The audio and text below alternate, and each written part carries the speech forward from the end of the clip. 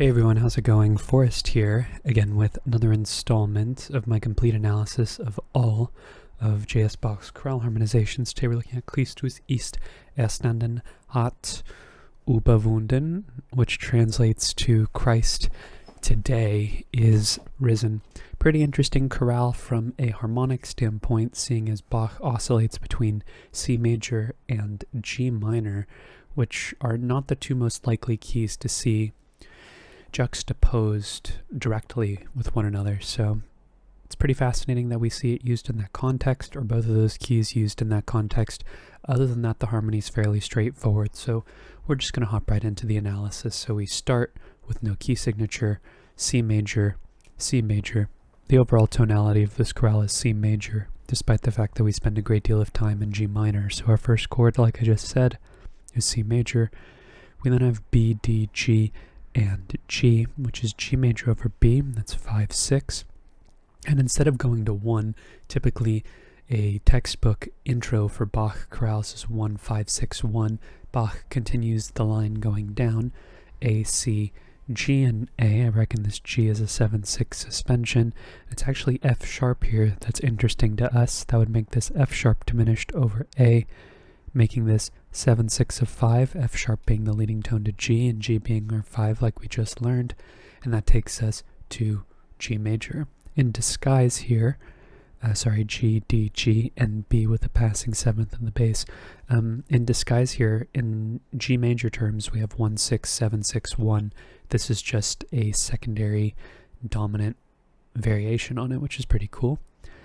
But as we are closing in on our first cadence, which is actually a plagal cadence in the key of C major, we start off with another secondary dominant, C, C, G, and, E, C, G, and C, which is C major. We would think that this is some type of tonic triad, but if we look at this passing B flat here, it might be foreshadowing the move to G minor pretty soon, but right now it's functioning as a lowered 7th, and what we're actually seeing is kind of like a C7, which would be interpreted as 5 of 4, more specifically 5/6 of 4. And following that, with this 9/8 suspension in the alto, is F major, F, A, F, and C, which is our 4 chord. And then we go to 1, C, G, F, and C, another suspension here, a 4/3 suspension though, which is C major, our tonic triad. I think we saw a progression like this recently, where we had 5/6 of 4, 4 going to 1. I don't remember if it was a plagal cadence though, or if there was some connection here between 4 and 1 that made it feel more authentic, but I remember seeing this progression recently in a chorale from not too long ago, definitely within the last couple of weeks. Maybe you could find that if you wanted to try and connect the dots. But looking ahead, we have a phrase that ends in a perfect authentic cadence in the key of G minor, so we're looking for a point on which we modulate, and I'm pretty convinced that we modulate right off the bat here. We have some interesting, actually no, it's not super interesting. I was thinking we were in C minor for a second. No, we would be expecting A flat here, but no, we're moving to the key of G minor, where we would expect A natural. We start things off with C, C, C, E, and G, which is another tonic triad, but with this passing B flat, we're not seeing it function like 5 of 4, but rather as a pivot chord that is our gateway to the key of G minor, and this is basically harmonization of the melodic minor scale, E, F sharp, and G. When you take the melodic minor scale and harmonize a 4 chord, it's no longer minor, it's major, which is a byproduct of raising the 6th scale degree. Passing 7th in the bass, neighbor tone in the tenor. Sorry, I forgot what that voice was called. I am a tenor and I forgot what it's called. And then we have A, C, F sharp, and C. This E being a suspension that resolves upwards, or it's at least what it looks like. But this F sharp diminished chord is not a secondary dominant chord like we saw earlier, but rather a dominant functioning chord primary to the key, 4 going to 7, very normative chord progression, F sharp diminished over A, and we would expect that to go to G minor, which it does, G, D, G, and B flat, tonic triad, root position, C, E flat, G, and A, it's A minor 7 flat 5 over C. Bach loves 2-6-5 chords in cadential situations especially. That would take us to 5, D, D, F sharp, and A, D major, passing 7th in the tenor, and then we cadence on G minor, G, B flat, D, and G. Tonic triad, root position. Looking ahead, we have another perfect authentic cadence in the key of G minor, relatively straightforward harmonically speaking as well. G, B flat, D, and G. It's another tonic triad and root position. This E flat is an accented non-chord tone, creates a 7/6 suspension over the bass. I think this E flat still is our accented non-chord tone here, by virtue of the fact that it is a suspension. I suppose you could analyze this as F sharp fully diminished in root position, 7/7, F sharp, C, E flat, and A, but I reckon this D is actually our chord tone here, making this D7 over F sharp, which is 5/6/5, D, F sharp, A, and C. We then have G, B flat, D, and B flat, which is where we would expect 5/6 to resolve, our tonic triad and root position. This G is a chord tone, this B flat's a chord tone, so we don't need to mark them. We then get C, E flat, A, and C. That's A diminished over C, which is 2/6. It's also kind of like a 2/6/5 chord because we get the passing 7 here in the alto, but regardless, it doesn't really matter too much because it doesn't have an impact on the function really. In the bass we have D, D, F sharp, and B flat. Sorry, I was misreading that. I was thinking this was some type of augmented chord. No, this F sharp is an accented non-chord tone, and what we're really looking at is this G here, which would make this a 1/6/4 chord, which is just an accessory in most cases to 5. D, D, G, and A. This G turns into a 4/3 suspension over the bass, which leaves us with D, D, F sharp, and A once it resolves. That's our 5 chord, D major, passing 7th in the tenor here. Go ahead and add a bracket as well. It's kind of a habit from old harmony classes and old harmony textbooks, just to demonstrate the relationship between the two chords. And then we cadence on G minor, G, B flat, D, and G, which is our tonic triad in root position. Moving ahead to our next phrase, we have a perfect authentic cadence in the key of C major. We're going to continue to see this theme of C major moving to G minor, moving back to C major here. We start off with a C major chord, and in a similar fashion, we're using 4 to reintroduce the idea of 1 here. C major, C, C, E, and G being our tonic triad in the key of C, of course. Passing tones in the bass in the melody before we get E, C, G, and C. Just taking C major and putting it in first inversion, so we don't need to reiterate the Roman numeral. We'll just change the figured bass. Passing tone in the bass and the tenor as well before we get G, E, G, and C. Again, just inverting the chord, turning it into second inversion this time. This D is a non-chord tone, the C is a chord tone. Then we get G, D, G, and B natural, which is our 5 chord. Again, another 6/4/5 cadence here. We'll add that bracket. And then we cadence on C major, C, F, G, and C. This tenor being lots of filigree surrounding the chord tone. This F is a 4/3 suspension. This D is a known chord tone, and it's this E that tells us that we have a tonic triad in root position. Looking ahead, we're going to be exploring the use of 4 as another chord to get to another key. So instead of G minor, we're going to be spending the next phrase in the key of F major. So with F major and C being very similar with one another, I suppose you could say that we start off with C major being in the key of F. It is the dominant after all, but again, we have a modulation zone here, so there's room for interpretation regarding where the modulation occurs. So it sounds like this phrase is pretty much entirely in the key of F. So I say that this F major chord here, F, F, A, and C, is our 4 chord in the key of C, and also our tonic triad in the key of F. Also, to sort of be consistent with the analyses we've gotten so far, 4 has been our entry chord and our exit chord for all of our modulations so far. So I feel like this is a coincidence that makes the analysis more consistent. Neighbor tone in the bass, F, F, A, and C. That's another F chord, no need to reanalyze. Passing tone, passing 7th in the bass, and a passing tone in the alto before we get D, F, F, and D. Am I reading that correctly? D, F, F, and D. Yeah, that is correct. I guess that's implying some type of 6 chord, D minor in root position. And then we have 3 voices moving off of the harmonic rhythm, E, E, G, and D. A little bit of an E minor 7 or E minor 7 flat 5 vibe, but without the B flat. It's kind of hard to analyze or justify the fact that it is an E minor 7 flat 5 chord because The flat 5 is really what makes the chord have its character. Regardless, we're going to F, F, A, and D, which is D minor in first inversion. So that would just be taking the chord and putting it in first inversion. We don't need to reiterate the Roman numeral. Passing tones in the lower voices again before we get F, F, A, and C, which is our tonic triad. Very interesting phrase so far. This F right here is kind of like taking the chord and putting it in root position, so I'll mark that there. We then have G, F, B flat, and B flat. Kind of unusual to see a 2 chord in root position in the cadential situation here. Before we get C, E, G, and B flat here, this C is a non-chord tone, this E is a non-chord tone, and this G is a chord tone, so we don't need to mark that, but that would be implying this as a C7 chord, which is 5-7 in root position, and then we cadence in an imperfect authentic cadence in F major. Lots of imperfect authentic cadences in the key of F major recently, it seems, which of course is our tonic triad in root position. Next phrase, it's in the key of G minor.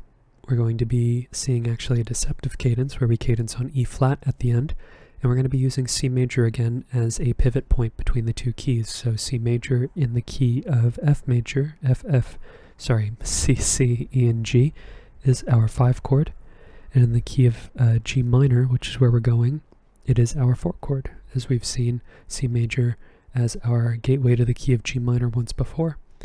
We have a passing 7th in the bass. We then have A, C, E, and A. We have a very similar phrase to this one right here. Our second phrase, where this E is an accented non-chord tone, and this F sharp is actually what's more interesting. That would make this a 7-6 chord, F sharp diminished over A, and we would expect that to go to our tonic G minor, G, D, G, and B flat, which is our tonic triad. And this B flat being leapt to in the bass here is kind of like taking the chord and putting it in first inversion, so I'll mark that.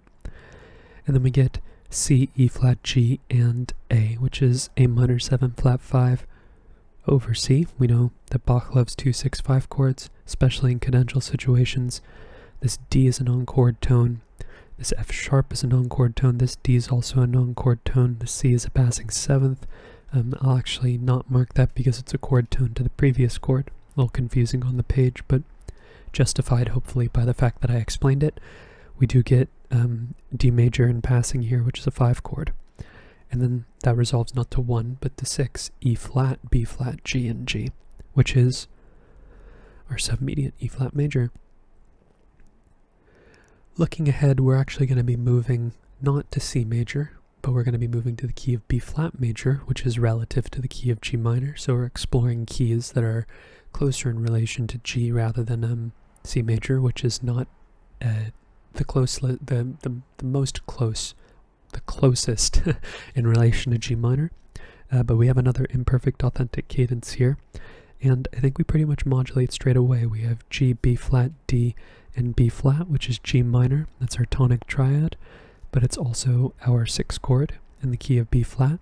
This D is a chord tone, this B flat's a chord tone. I feel like we saw something like this similarly before, kind of similar to what's going on here in the third phrase, but all in all, not it's the same gesture where the inner voices are leaping up. I think what was the most common is the most common attribute between the two phrases is D going to B flat here in the alto. So we don't need to mark those, is what I'm trying to get at. We then have F, F, B flat, and C. This B being a 4-3 suspension over the bass. That would make this an F major chord, F, F, A, and C, which is our 5 chord.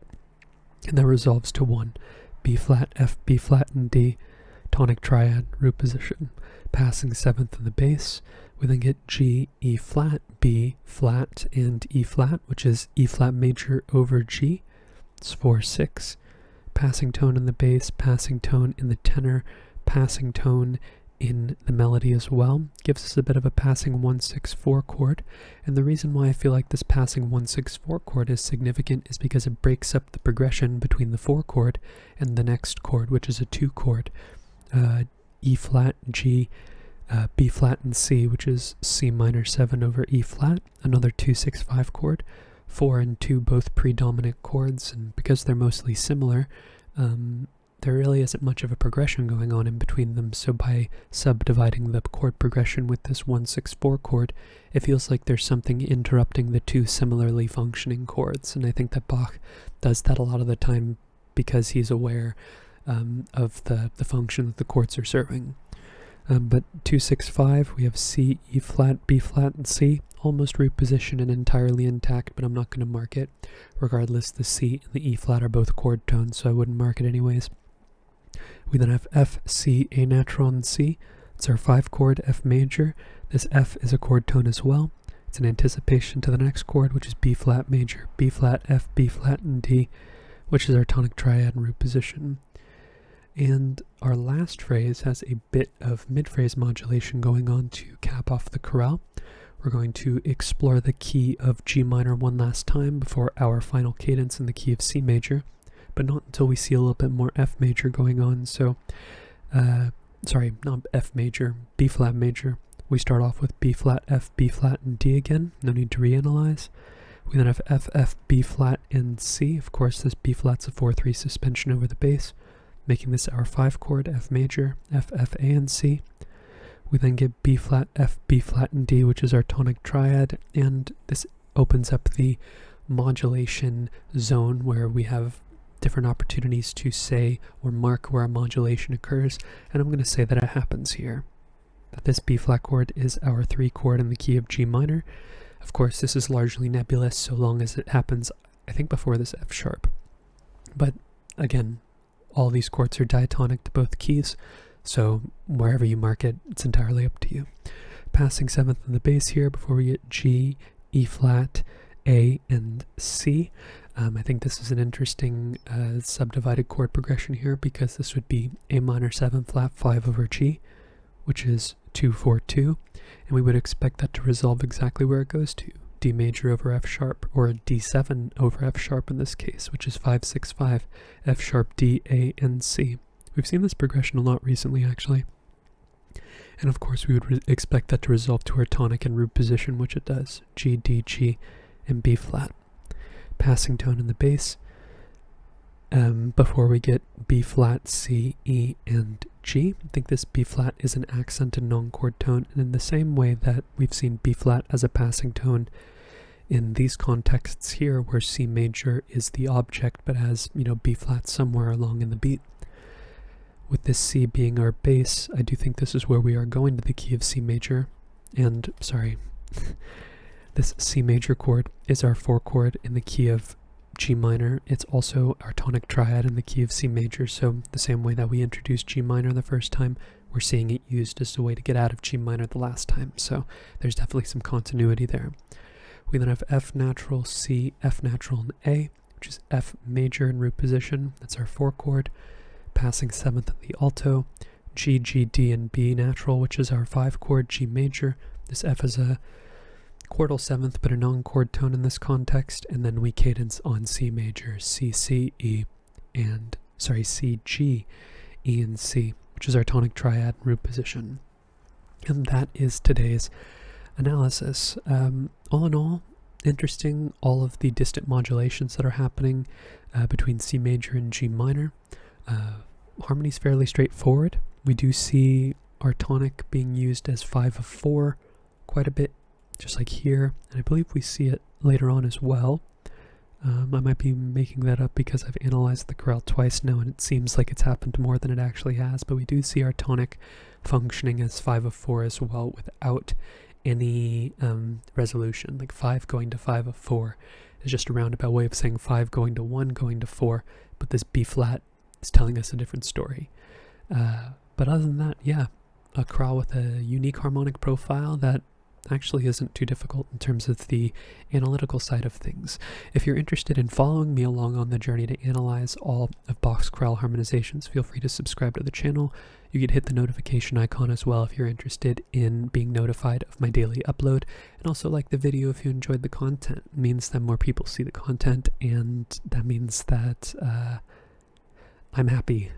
That should be enough, I hope. But with all that being said, thank you so much for watching the video and supporting the channel by doing so. I look forward to tomorrow's analysis, and I hope you take care.